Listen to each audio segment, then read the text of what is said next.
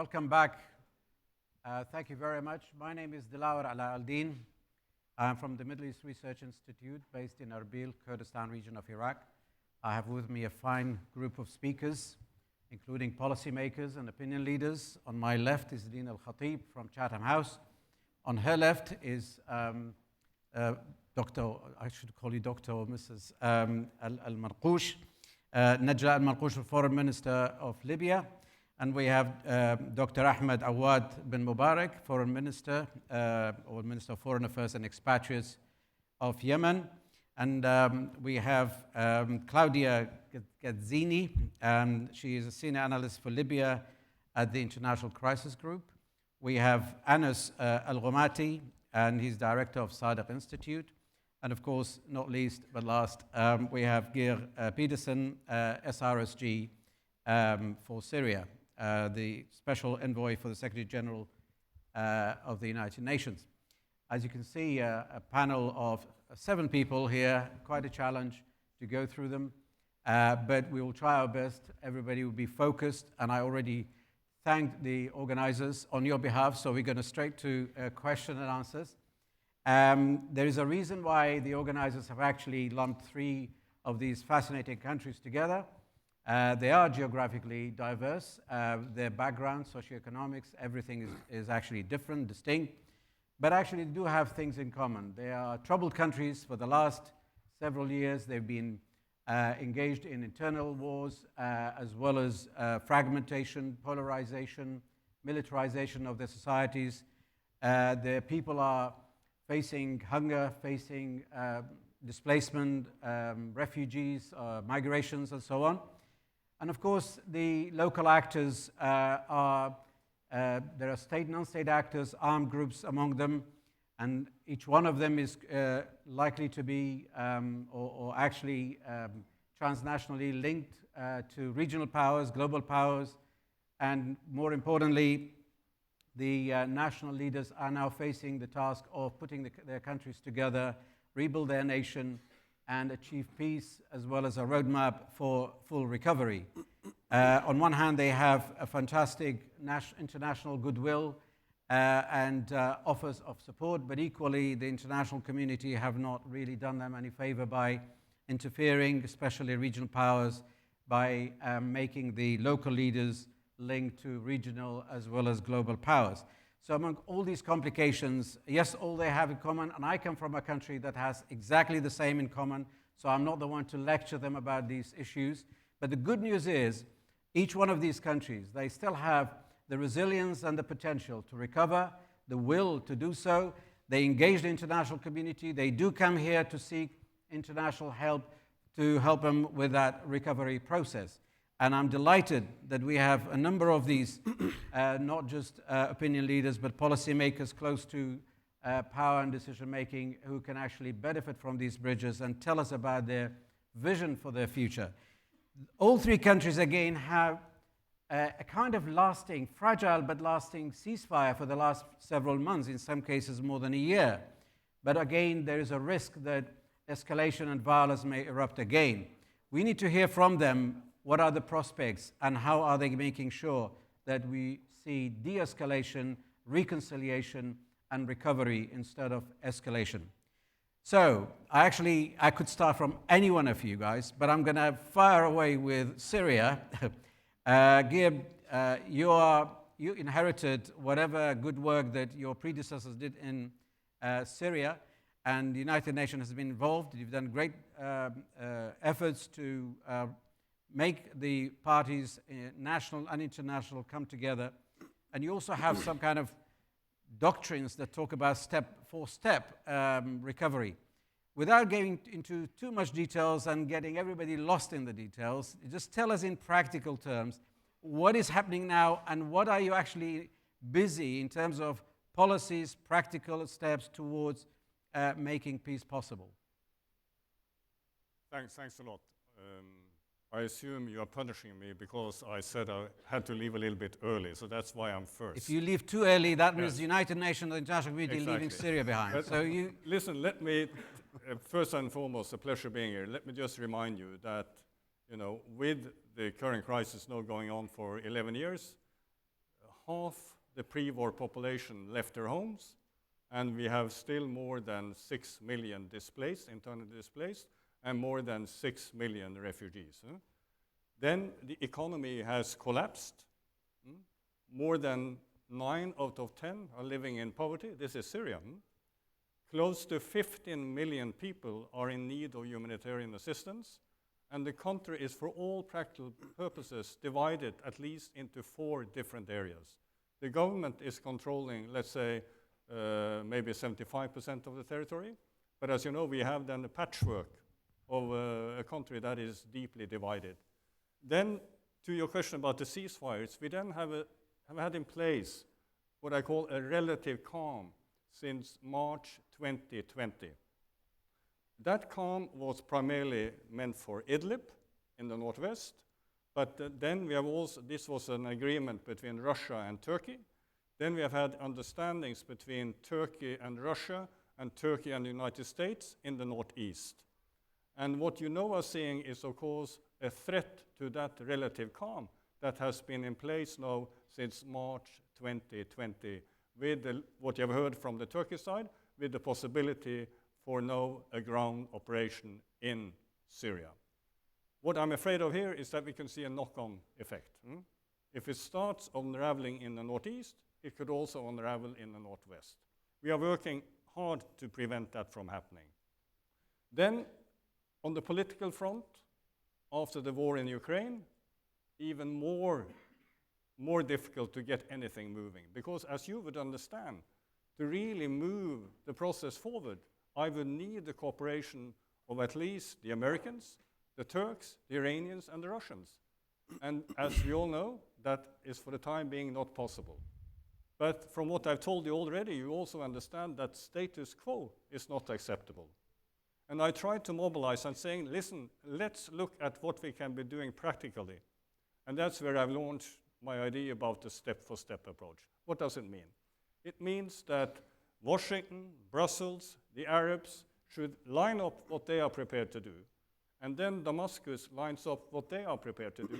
And then we move one step at a time, in parallel, verifiable, and practical, in a manner that can build a minimum of trust between the parties.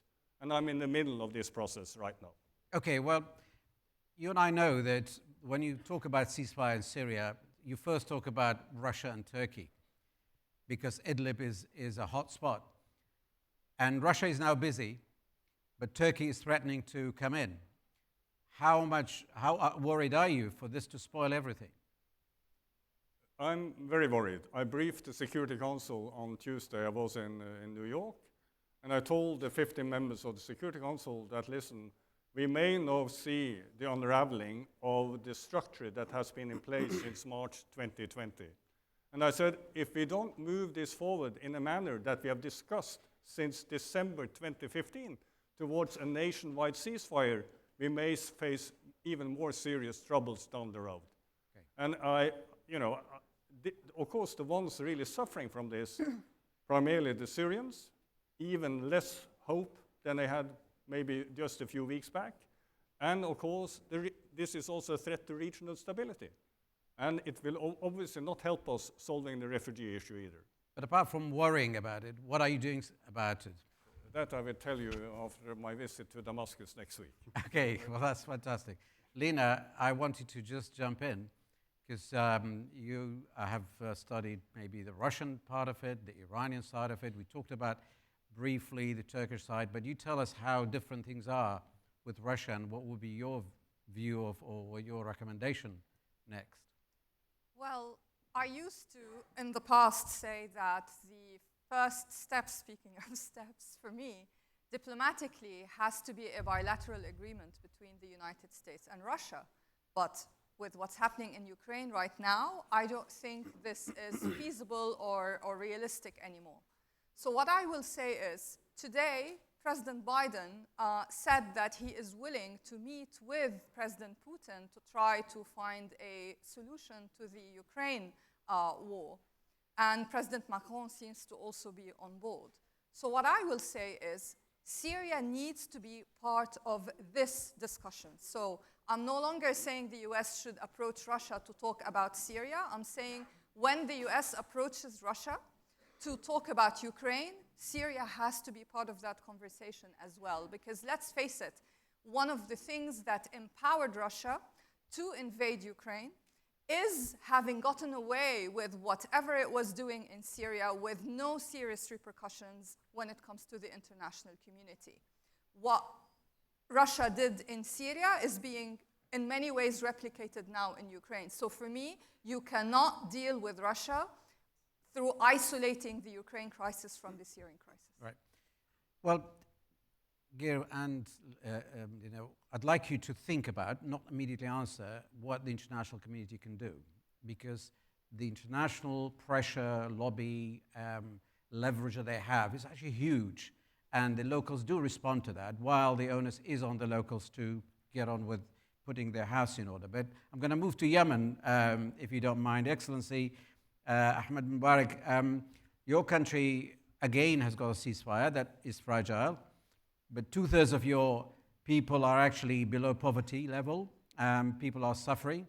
And of course, there's lack of negotiation or dialogue. And your boss was elected or nominated as leader of the Presidential Council on the basis that they will engage the Houthis, they engage everybody else in dialogue, and adopt a roadmap to recovery. So tell us where we are with the ceasefire and with this dialogue and engagement.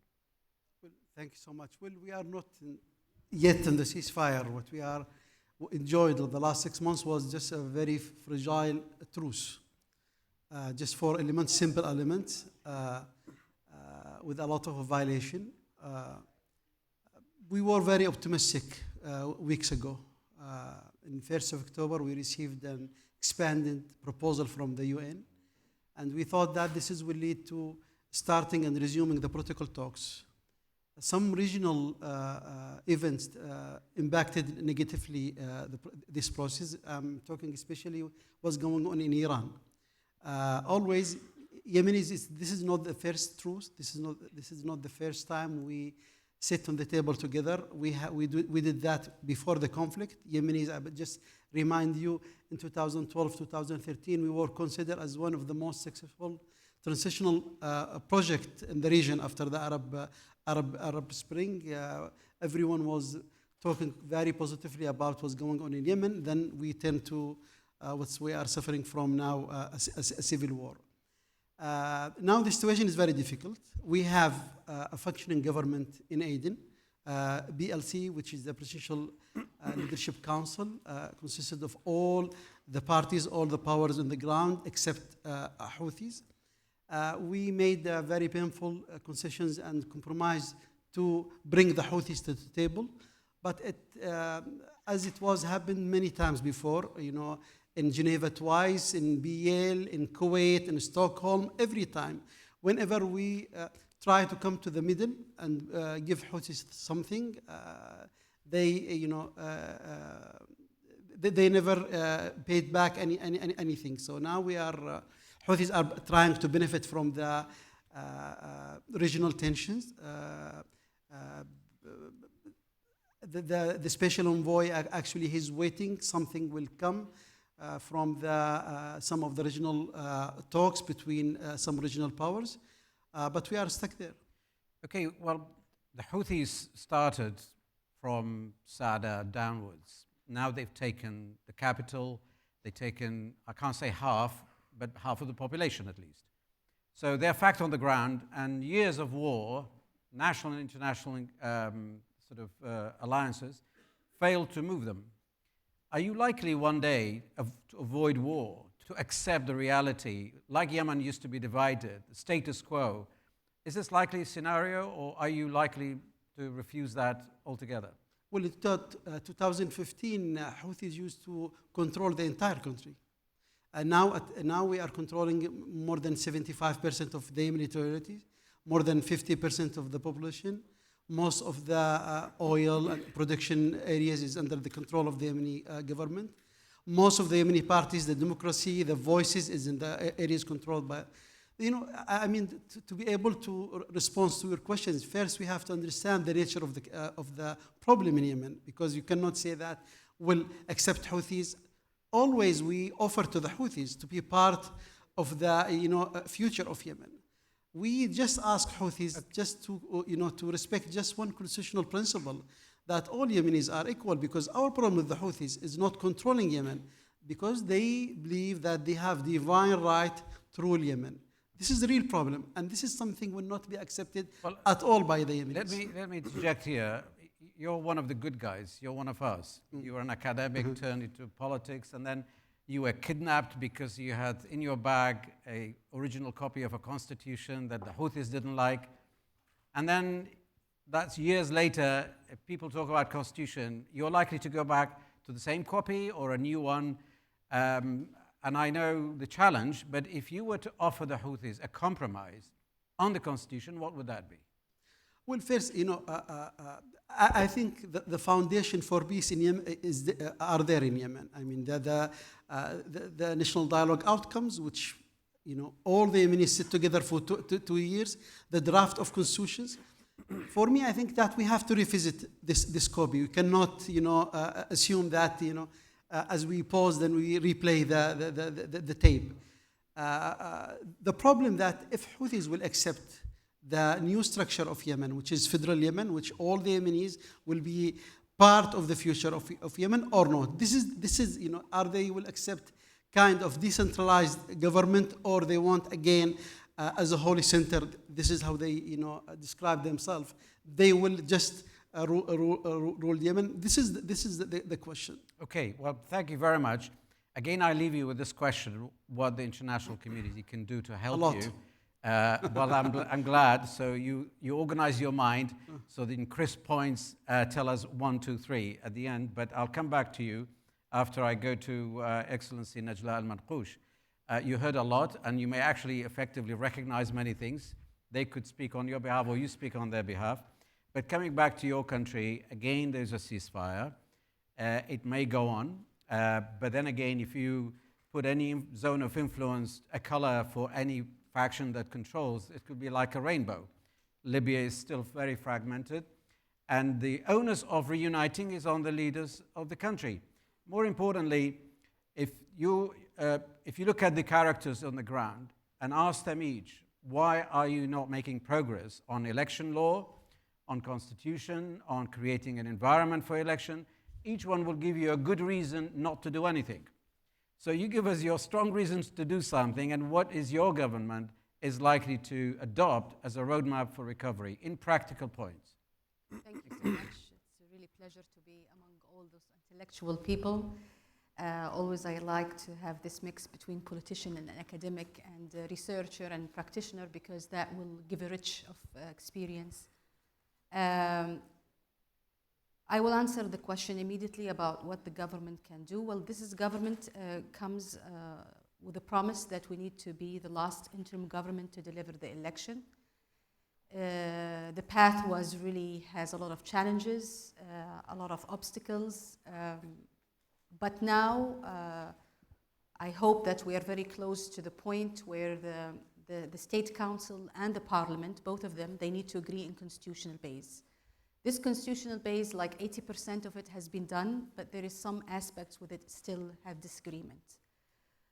The government decided not to wait, because we'll just keep waiting, and we know there is no election without this constitutional base. So we try to,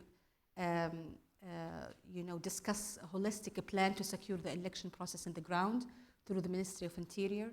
Then also we start stimulation for the election process like a month ago, and was very successful. Also, we have very good experience by, implementing the election process within the municipalities, several municipalities in Libya. We need to be clear about the roadmap and the timeline, but we cannot announce that timeline unless the constitutional base is ready. We are really supporting the special new envoy, Mr. Batili, and we try to support him in his mission to push the two entities to finish the constitutional base, because I think this is the beginning of better future for the country and will pave the way to the election. But in reality, where there is a threat of actually escalation, Yes. and there are a lot of international characters, regional and global, with their mercenaries on the ground, with absolute determination from the, call it warlords, to continue to push the language of arms with talk. And obviously, whatever decision your government makes does not necessarily follow that the rest would adhere to. So I was asking about if it was you or your boss together to offer a compromise and drive that initiative forward, what would that be?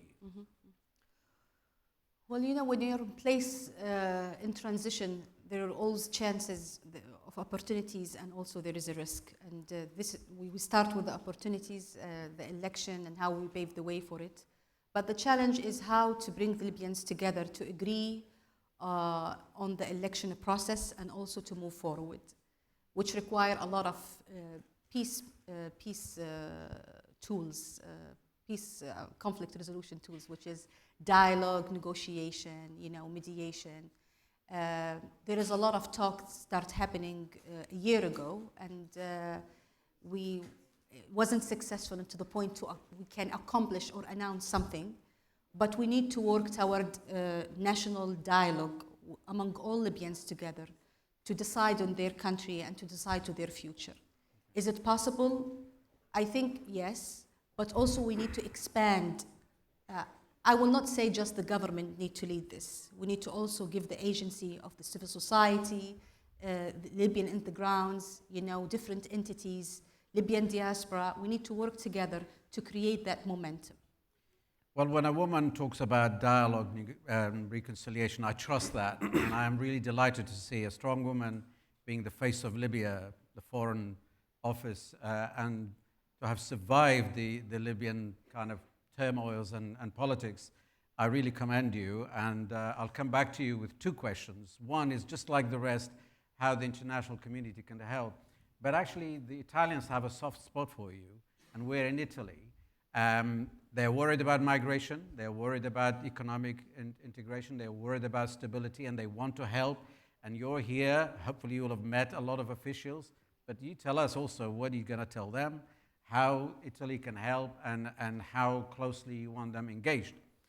So I'll leave you with those two questions, but I'm going to go maybe to Anas first. Anas, you heard what the minister talked about, and you have been really one of the leading experts. So you actually lived through a lot of the processes that led to what is today. For example, there were ceasefires, there were deadlines to form a government, deadlines to have laws issued, constitutions, and of course there were disputes about who's be the government, Basha Agha and Dubaiba and so on. So you tell us, since last year, when that deadline was broken, until now, what is brewing and where it's going, please? Thank you, Dilawar. And again, thank you to ISPI for hosting us and for organizing this great session.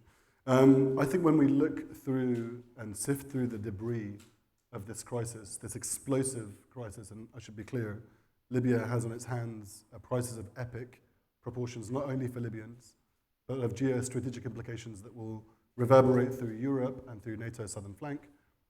I think when we sift through that debris, we start to find fragments of the milestones of that process that shattered in December 2021. And we also find fingerprints of the culprits. And when we can find who was responsible, really, for this derailing of the process. And so when I say crisis, the problem that I have is that I've seen that film before.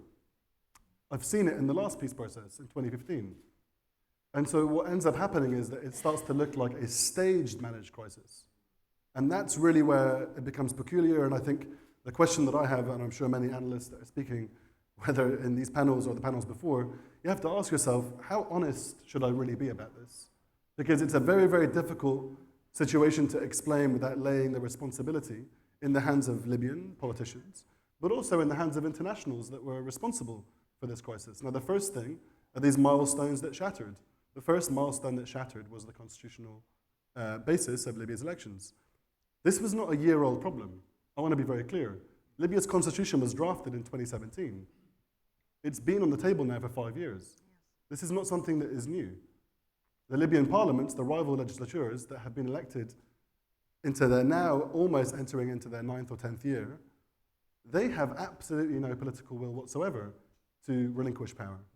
So making those responsible for dragging Libya's election process for the last decade, the custodians of the latest process, I think is ludicrous. It's crazy. That's the first aspect. That's the first. The second is the fingerprints. Yeah. And I think when you look at that today, I'll just give an anecdote. Last month, a Libyan child died from a landmine. Okay. When did the ceasefire happen? October 2020. When did the war end? Okay, well, let's move on. Let's not move on from that. No, I think understand. it's an important question. But should we accept that there is a zero-sum game at the local level? And if you were actually an arbitrator or somebody who provides a vision and then offer recommendations, policy recommendations, how would you get out of this? Because My recommendations. My recommendations would be very simple. Instead of making those responsible for having perpetrated war, for having dragged Libya through a crisis over the last decade, instead of making them, those individuals should be prosecuted. They shouldn't be rewarded with custodianship of Libya's election process. The idea that they're going to perform self-sacrifice out of some patriotic duty to hold elections is a myth. These are individuals that were responsible for murdering their own citizens for the last 10 years. The idea that somehow they're going to turn around and say, well, maybe we've had enough war, I don't think it matters to them. So as far as I'm concerned, the UN should no longer hold those individuals that were responsible for conflict for the last decade. I don't have to go around their names. Their names are quite well known. But I think we should know that they're the rival heads of the parliament. I think there are individuals that for the last 53 years have been involved in Libyan politics, longest standing career in regional politics. So I think those individuals, instead of having their hands shaken, and instead of inviting them to Europe to try and sit and arbitrate, those individuals should have their day of justice. Okay. Well, we know how much they hold power and influence, and not easy to get them, and no sanction would necessarily affect them. I come from Iraq, by the way, and we've been through all that. But Claudia, maybe it's a good point to pick up from, and I want your comments on whatever Anas said. I have specific questions about the socioeconomic side for you, but would you add anything to this zero-sum game? Yeah, I think, what Anas was clearly saying was that you can't try to forge a peace process or an electoral process with those stakeholders who are in power and who have an interest to stay in power. I would add to that it's not just about who you talk to or who the mediators talk to. I think Libya has a number of dilemmas that any mediator will have to deal with. The first is, who do you talk to? Yes, the format. So what type of format does mediation take? Do you try to negotiate between two people, two rival prime ministers, or the two big shots in Libya? Do you try to mediate between four people, so the heads of the rival institutions plus the executives? Or do you try another format, which is where you dilute the representation of the stakeholders, trying to maintain the status quo with civil society, and therefore you sort of open the room to a greater number of people that can actually push for change because they outnumber those that are in power. So this is the first dilemma, the format. The second dilemma I think that Libya faces is if we want to be honest, and I'm always honest, and so I'll lay it out, is the question of how much Libyan agency and how much UN-driven a peace process should be. Because over the past year, since the formation of the government, of which Najla Mangoush is member of, we've seen a very strong pitch about Libyan agency in the peace process.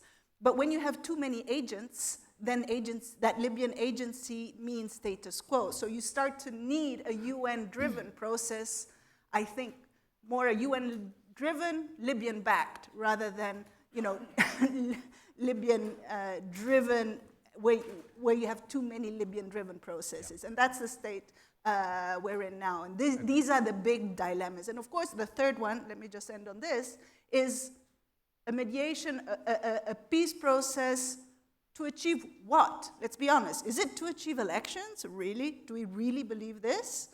Some people do.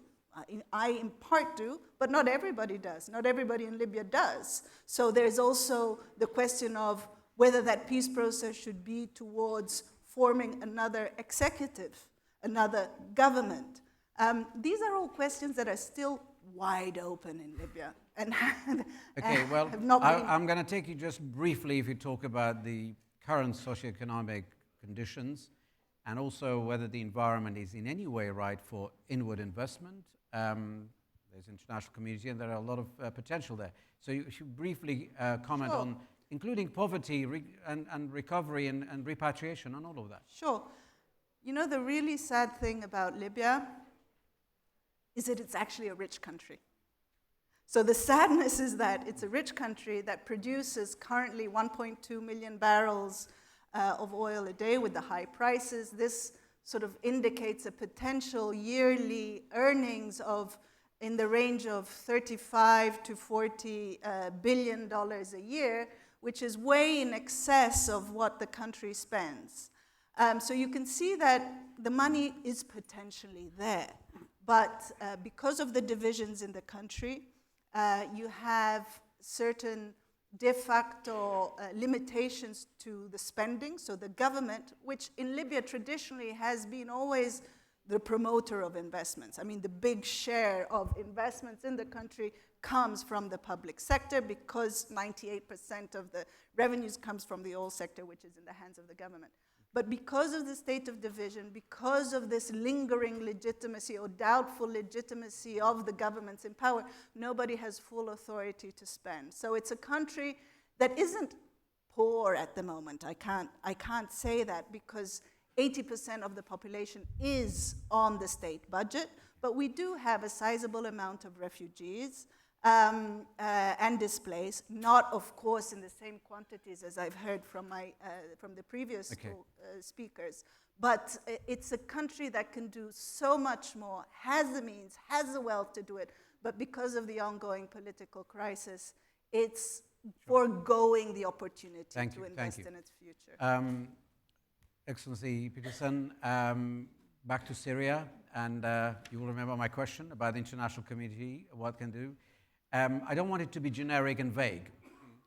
Syria, as a government of Syria, or the regime itself is reaching out and others are reaching out to the regime, whether that's Turkey or the Gulf Arabs or others who have not previously engaged. So where do you see this is going and how actually the international community can do with reducing at least one problem and engaging Syrians in a way that is amicable and workable? Listen, let's not forget that there are deep differences in the narrative of the conflict still. So if you talk to people in Damascus, very clear narratives of what are the challenges. If you talk to the opposition, very clear narratives of what are the issues. And then what we have seen, of course, is this is reflected also in the international community. But I think it's fair to say that during the last few years, internationally, we don't see that so strictly anymore. There are changes taking place. But let me be precise of what we need to do. One, first and foremost, the Security Council needs to renew the humanitarian resolution about cross-border, cross-line, and early recovery. As I said, there are close to 15 million people in need of humanitarian assistance, and if we don't do that, it will be a disaster from the 10th of January. That's when the Security Council needs to do that. So that's where the Russians and the Americans in particular needs to come together. Then there are the bigger issues. And that's why I said, a comprehensive solution for now is not doable if we are not seeing a cooperation, in particular between the Russians, the Americans, the Iranians, and the Turks. But we need also others there. But why am I saying that? Because the Northeast, with American presence, with Turkish presence, with Kurdish presence, with Arabs, cannot be sorted out without some kind of international understanding. The same goes for the Northwest, where we have, obviously not only there, but we have the Russians, we have the Turks, and we have HTS, a UN-listed terrorist group. Cannot be sorted out only by the Syrians. Then we have the economic collapse. A lot of the reasons for the economic collapse has to do with the war, has to do with mismanagement, corruption, the Lebanese crisis, but also with sanctions. So we also need to have a discussion about what kind of Syria do we want to see down the road. So we need to have a discussion about sanctions. And we know the CISA sanctions have certain criteria. So in other words, if you want to address those issues, you have to address issues when it comes to how will the development be in Damascus in the years and months ahead. And that, I think, is an area where you will need for Damascus to have some support from the Russian friends and from their Iranian friends. Okay. And I'm just add one more point. Yeah. Syria is the one place where we have both Russian and American troops.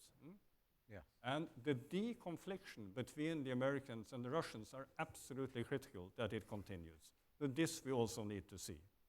I could Thank you. mention a few other That's things. very helpful. Very United Nation-like answer. So why don't we get an academic to say what you think about the whole thing?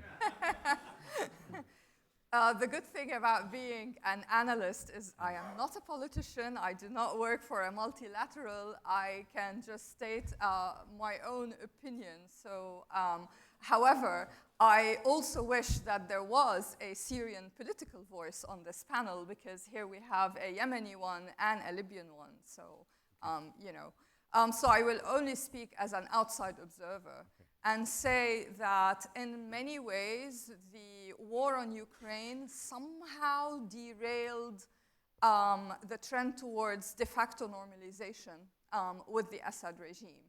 And it is pretty tragic and ironic that it had to happen that way. Because until the Russian invasion of Ukraine, a number of countries, and you have hinted at some of them, were heading towards de facto normalization. This is now a bit more difficult to achieve. So in a way, I don't see this happening anytime soon. However, it is still something that worries me. Because there are many entry points that are being used, such as sending gas to Lebanon, or early recovery as an umbrella, or looking at sanctions as hurting Syrians at large without distinguishing between sanctions targeting the regime and sanctions that are actually indirectly hurting people. So this very simplistic approach is being used in a very self-serving way, but by a number of the international actors who are involved in Syria or who think that Syria can benefit their standing one way or another.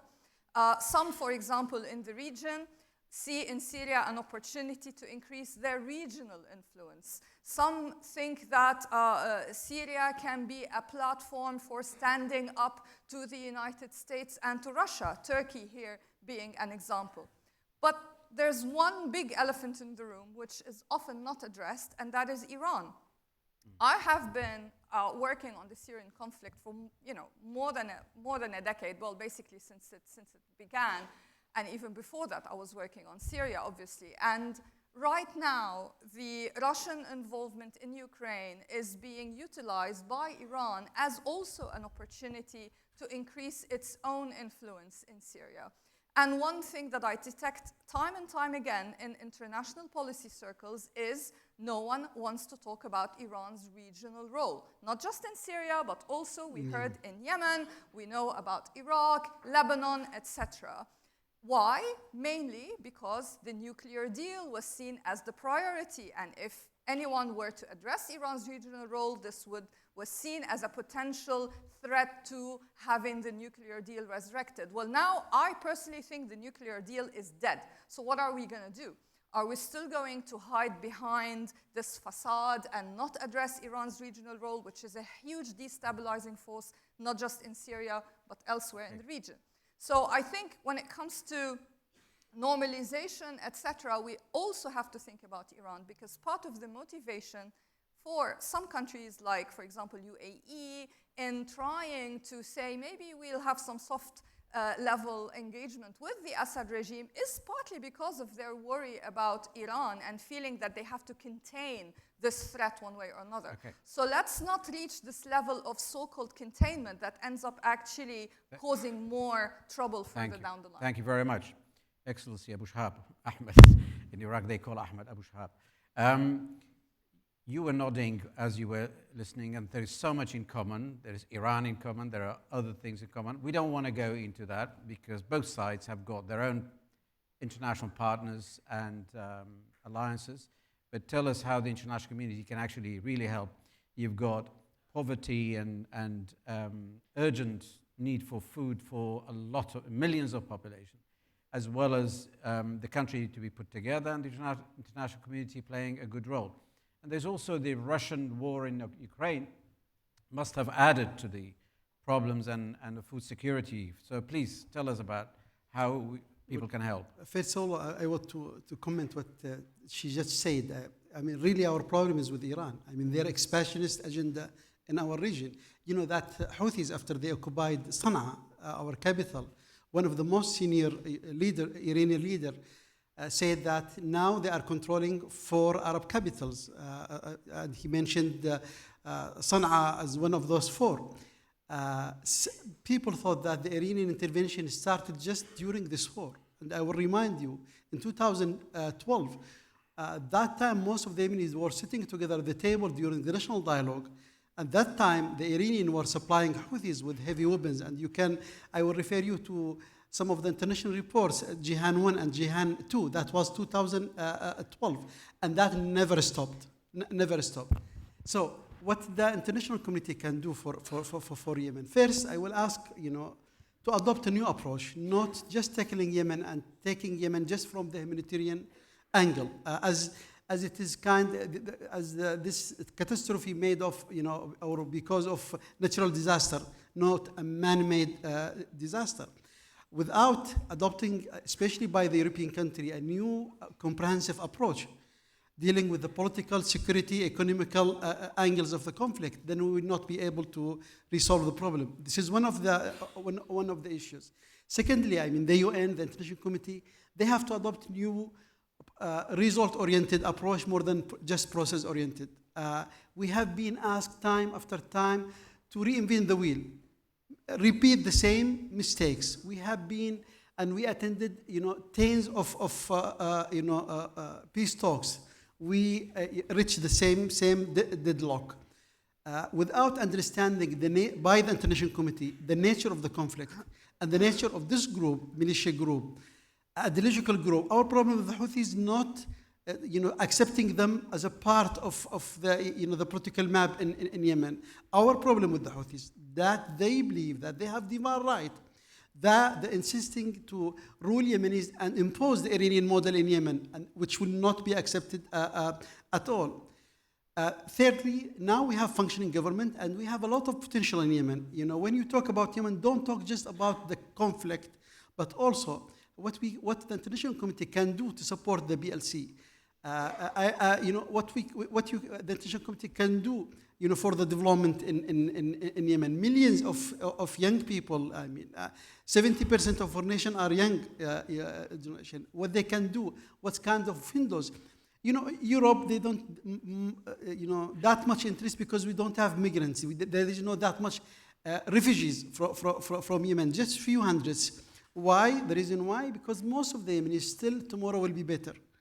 They are still managed to escape from a city to city, from a village to a village. Yeah? So just few. We have millions of IDPs.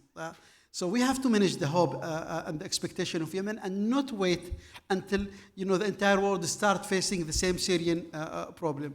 And again, from what I hear from my colleagues, especially in Syria, I believe situation in Yemen, I mean, the foundation is there. Most of the Yemenis agreed on a roadmap. Thank you. Finally, the food issue. The food issue. No doubt that affected us negatively because we imported more than 66% of our grains from Russia and Ukraine. We benefited from the Black Sea grains initiatives, which we hope that this will continue. Otherwise, that will be more burdens in our. Thank you very much, Minister Najla Al-Marqoush. I asked you 2 questions. One was specific to Italy, but start with the first one, what the international community can do. Well, I think what we share in this panel together as, Syria and Yemen and Libya, I think we all face the proxy war.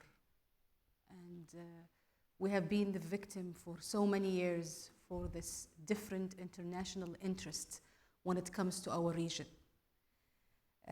Most of the time we talk about this, the local stakeholders and how the division and the disconnection between those main stakeholders affect the political scene. However, we know those local stakeholders, without the support of international, they cannot sustain. So since I started my job from day one, I was sending this positive diplomacy message to all the countries who has a past with Libya before, as someone intervened badly and somebody also who has been supporting the Libya cause. Please try to agree together about Libya. And we are welcoming any bilateral relationship with any country as long that will help both countries and help Libya specifically to promote more peace and stability. Okay. So it comes from us as a locals, as a Libyans. We need to own the process. We need to have a stronger voice fighting for our rights, but also we cannot do that by ourselves. We need the internationals to also agree on Libya, because the division with the European Union, within the UN Security Council, with the big countries, it's really affecting us every single day. Okay, let's be specific about Italy. Yes. Come on, you're facing the Italian audience here. Oh, Italy, they know how Italy is so close to Libya, historically, geographically, Mediterranean. We have a lot to share together, but also we know we have a lot of problems as well. Sure. One of them, the immigration, one of them also... yeah, but they tried to actually help you stop migrants. Yes. They provided you with equipment and all of that. Yes. But the powers who stopped that help and allowed the migrants to come to Italy were more powerful. Yes. So you're diplomatic, but come on, say something that would reassure them. Say no. I mean, I'm diplomatic, but I need to say the truth, because I feel the connection between Libya and Italy. And this is something we cannot negotiate. But when it comes to immigration, I think I'm keep telling our friends in Italy and also the European Union that we need to look for different solution when it comes to immigration. okay, For me, boats and guards, they are not the solution. right. Huh? Please, we don't have to have The solution is it should be more comprehensive. We need to treat the root causes behind the immigration. For example, Libya, it's not the target for all those immigrants. They pass through Libya to Europe. They dream about Europe. We understand all those illegal immigration or immigrants. They're looking for better life, and nobody will doubt this. But how we can minimize it? Yeah. Minimize we don't think that it's in the hand of your government at this point to deal with the root causes. It's the bigger picture. It's everybody. It's local, national, and you're not the only country that is a source and so on. So we know that, but actually there is something that is entirely in your remit, and people expect leadership from the Libyans so that others can help. Yes. And when governments are not able to control that or cooperate on that, this is nobody else can help. So this is where we want some crisp kind of practical steps. The practical steps, I will start with number 1 and number 2. Yeah. Number 1, we need to work in those neighboring countries, the African country.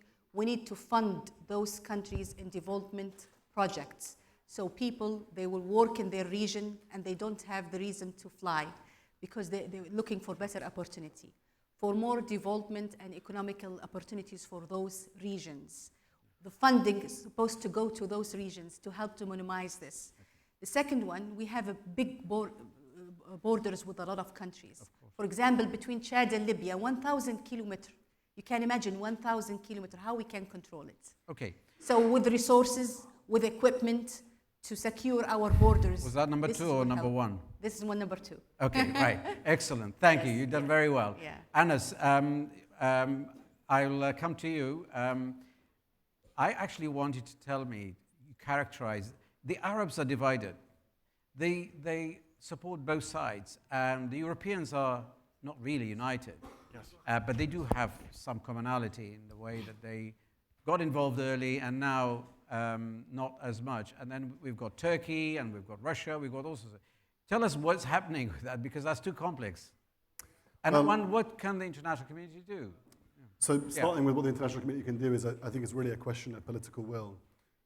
Before the war in NATO's eastern flank, we had the war in NATO's southern flank.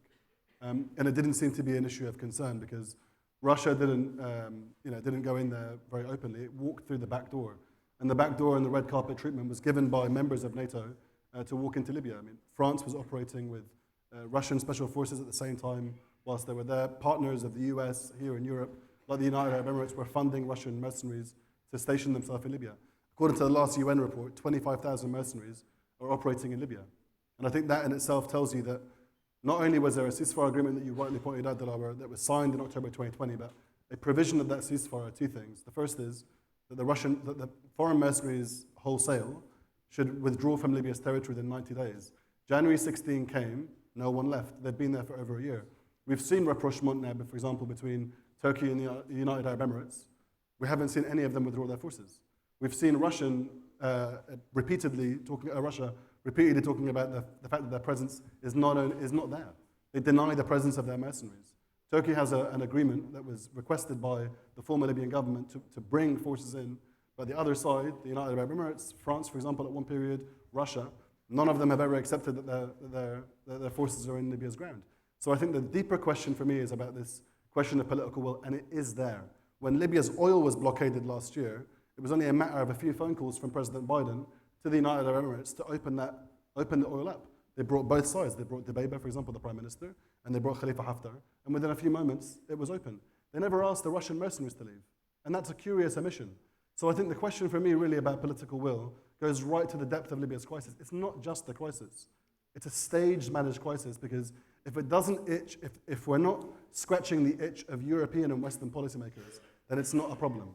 If we're trying to scratch the major itch that has been going on for 10 years now in Libya, well, it's a problem until it's a problem. And that's where I think today this question of political will come back and haunt us, because Russian mercenaries are not only in control of key strategic areas inside Libya, they've transformed Libya into a logistics hub that stretches as far as the Sahel that Her Excellency was talking about, where a lot of the migrants and a lot of the refugees come from. That area in itself now is much worse than what it was in 2019 or 2020 when they signed the agreement. But where is the pressure on internationals to withdraw? Okay. Where is the pressure even on internationals to call it by its own name? Fine. So I think that's the key issue here. Thank you. Claudia, you are Italian. Yes, And I I'm am. going to ask you to focus on the second part of the ministers about Italian engagement with Libya and how you can satisfy both. You tell us. So you're asking me to say what she didn't say so diplomatically. Go on, you can say that. As the non-diplomat Yeah. in the room. Listen, Italy is, of course, an important partner of Libya, as are other states. I think our Italian colleagues here in this room understand very well the problems of Libya and might also have in mind a sort of ideal solution where we can say 1, 2, 3 is this, but you always have to match the ideal proposals and solutions with the reality on the ground. So of course, with the migration issue, of course, I'm sure the Italian government would say, we'd love not to have a security-focused approach to the migration issue. So not only training coast guards and blocking the departures of Libyan migrants. Of course, we'd love to see a development approach, not only in the countries of origin, as the current Foreign Minister Tajani has been saying, but we'd also love to see that development approach in Libya, because remember, I've been going to Libya since 2010, and since 2009. And I remember at the time, Libya was a hub for regional migrants who were employed in the infrastructural investment of the time. So I think many know that if Libya is able to switch on also internally its investment potential, you can absorb a lot of the migrant flows. So I think this reality is there. Italians also, I think, realize that the presence of the Russian mercenaries in Libya is an issue.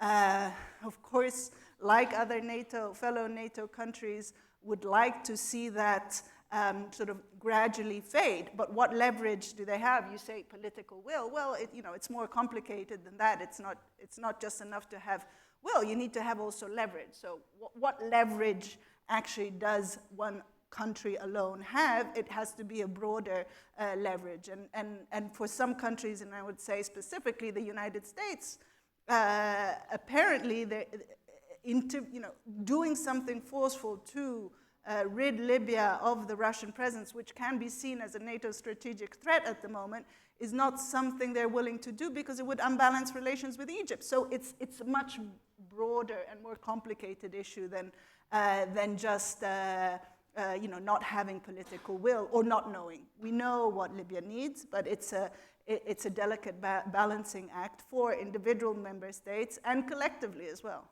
Okay, well, Anas, I'm going to be really strict. So if it's in 30 seconds, you can have it. You've been indicating. Go on. Thank you. Yeah, I think, look, it's a question of it being a crowded playground right now.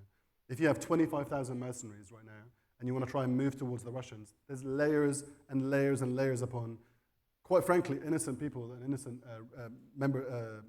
Africans, for example, Sudanese mercenaries, Chadian mercenaries, that are standing in their way.